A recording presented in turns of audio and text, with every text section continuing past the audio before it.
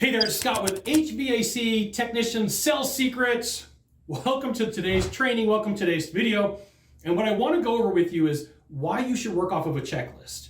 So I have videos on here that talk about how to prepare for your call, how to work your call. But one of the easiest things for you to do is put together a checklist of what you are looking at a piece of equipment. So you could have one for a furnace, you could have one for an air conditioner, you could have one for a heat pump, you can have one for a package unit, you can have one for a boiler, depending upon what part of the world and what part of the country that you live in. But here's the thing. A checklist allows for you to be thorough. A checklist allows for you to know what needs to be looked at.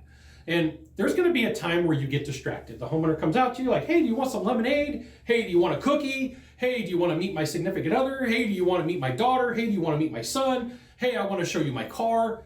And you get frazzled because sometimes you're on a set process and you're like, I am going this direction, I'm taking a look at this air conditioner, and now all of a sudden I'm looking at a car. And then you go back to the equipment and you're like, okay, what was I doing? Where was I at? What have I looked at? What have I not looked at? And if you're working off of a checklist, you have the capability of saying, here's where I was, here's where I left off. And so when I was a technician, I created one of these forms for myself. I just went through and I said okay, how is the order of operation for the equipment? And I started at the disconnect on the wall, because in California it's code that has to have one of those. And I just went through it, order of operation, what are all the things that I need to take a look at? Now, the company that I worked with said that we were doing a 35-point inspection. Fine, great.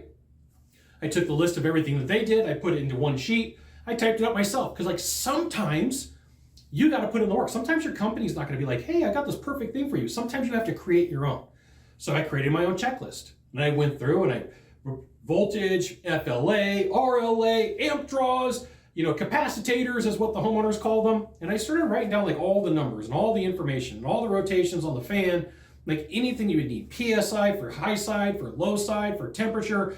And I was able to keep this list. Now, the reason I'm telling you this is because when you have that list, you have the capability of knowing what needs to be done, but you also have a point of reference when something's going wrong. Okay, I've checked the voltage at the contactor, we've got proper voltage.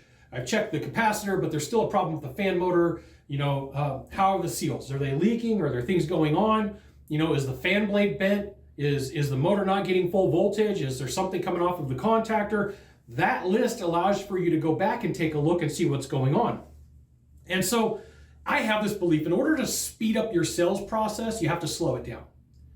So people will say, Scott, that's pretty counterintuitive. But I'm gonna say, I have been saying this since 2005. If you want to speed up your sales process, you have to slow it down.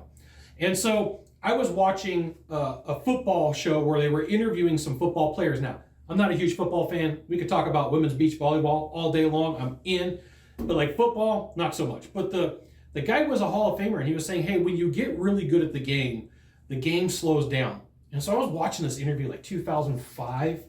And I said, okay, how can I adopt that to the sales process? And in my mind, I said, look, if I can slow down the sales process, I can make sales happen faster. And I want you to really think about that. If you slow down the sales process, you can make the deal happen faster, because everybody's trying to speed through it. You're going to miss elements, stories, information, facts. There's going to be things that you have to go over with your buyer. And if you slow these things down and they're interesting, they're going to listen to you. If they're too factual based, you're going to lose the buyer. Now, here's what you do. Go to HVACtechsecrets.com, HVAC Tech Secrets. I'm going to put it on the screen right here. HVACtechsecrets.com, and sign up for the email list. Now, it's going to ask you for three things: name, email address, phone number. Because some of the content that I have, I am not going to put up for free on YouTube, but I will put it on my email list. I will also put it in the Facebook group. Yes, there's a Facebook group. So you need to know what you have or have not done on your call. If it's a diagnostic, there's things that you have to do. If it is a tune-up or a maintenance, there's things that you have to do. And if you're following a checklist, you have the capability of going and saying, hey, here's all the work that I've done, all the things that I haven't done. And then there's gonna be a time where a homeowner's gonna come to you and go, hey, technician, how's everything going? And this isn't just any homeowner or any business owner. This is the skeptical person. This is the person who's all heating and air technicians are scumbags. All of you guys are scumbags. And they're going to say, I want to know how you came to your conclusion that I'm low on charge. I want to know how that you came to your conclusion that I've got a bad gas valve. I want to know how you came to your conclusion that my indoor evaporator coil is leaking, or my outdoor coil is leaking, or I've got a bad king valve.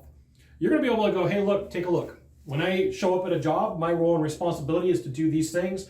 I've gone through my entire list. I've made notes. I've looked at all of these things. So if you're like, hey, Scott, how did you come to that conclusion? Well, it's based upon this ladder diagram that I put together. If X happens, Y happens. If Y happens, Z happens. That's how I know. Looked at thousands of systems in my lifetime, taken plenty of things apart, and because of my checklist, I can tell you with 100% certainty, this is the issue. So when I would go up against other technicians on a second opinion, a third opinion, or a fourth opinion, I would tell the homeowners, I'd say, hey, look, or even the business owner, I'd say, hey, if you don't mind leaving me alone because I need to go through my process, I treat this like it's an airplane flight. I have a checklist of everything that I go through, and I don't want to come to the wrong conclusion. So let me go through my entire process. Let me go through my checklist. Let me go through my information, all the things that I need to do, so that by the time that I'm delivering you the outcome, I can tell you exactly what it is, and I don't have a faulty error. And then a lot of times people would say, hey, that's fantastic. They'd leave me alone. And sometimes people would pester me, and I have to come back and go, hey, look, I'm working off of a checklist. And for every time that you interrupt me, I don't mind having a conversation with you. Let me fulfill my roles and responsibilities first, and then let's go over this. That way I don't miss anything. It takes a lot of concentration. I'm dealing with high voltage. I'm dealing with gas. I'm dealing with fans rotating at 1,075 RPMs per minute. I'm dealing with squirrel cage fan motors that are rotating at 875 RPMs. I like having all my fingers. It's like sometimes because you have that information in that checklist, you can give some pushback on, let me do my job. Let me take care of my role and my responsibility. Let me do the things that I need to do in the order that I need to do them. That way I don't miss anything. And chances are pretty good. The reason that you didn't trust the other 3 guys who came out here, 2 guys that came out here, or 1 guy came out here is because they didn't have any order of operation. They didn't have any basis for anything that they were doing. They struggled with explaining what was going on. Now, if you give me the opportunity, if you give me the time, we don't have to worry about those things. So I just loaded you up with a ton of word tracks. But if you work off of a checklist, you have the ability to set the scene. You have the ability to explain the damage. You have the ability to explain your investigation. So when I say set the scene, if you called me to your home and you said, hey, Scott, I want you to do a diagnostic on my air conditioner. I want you to do a tune-up on my air conditioner. I'm going to go and I'm going to take a look at the air conditioner or the heat pump on the outside of the home. And it's my job to make sure that I know everything about that piece of equipment. It's my job to know the data plate. It's my job to know the charge. It's my job to know the amps. It's my job to know the voltage.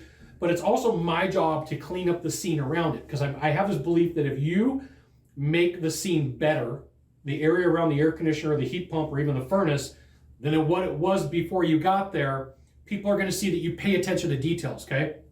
So understand, from the psychological ability to persuade people or influence them, you want people to see that you pay attention to details. You want people to see that you go the extra mile compared to somebody else. Does it take 4 extra minutes for you to fill out a checklist? Probably, but those 4 minutes are going to give you the influence over the person that you're meeting with to set that scene, right? So if somebody came to me and said, hey, Scott, I want to go over what the problem is with my air conditioner right now, I'd say, hey, I need 5 more minutes. I'm almost there. I need 5 more minutes. And then I'd say, I'll come grab you, right? Because a lot of the air conditioners on the side yard here in California, sometimes they're up on the roof. And then I would go through, I'd validate all my information, make sure that I had all my info, everything on the checklist taken care of. And then I would go grab the homeowner, the business owner, and say, here's what we're up against. Check out HVACTechSecrets.com, sign up for that list. Name, email address, phone number, submit. You'll be in, you'll get information that I'm not going to share on YouTube. You'll get access to the Facebook group. I appreciate you. We'll see you soon.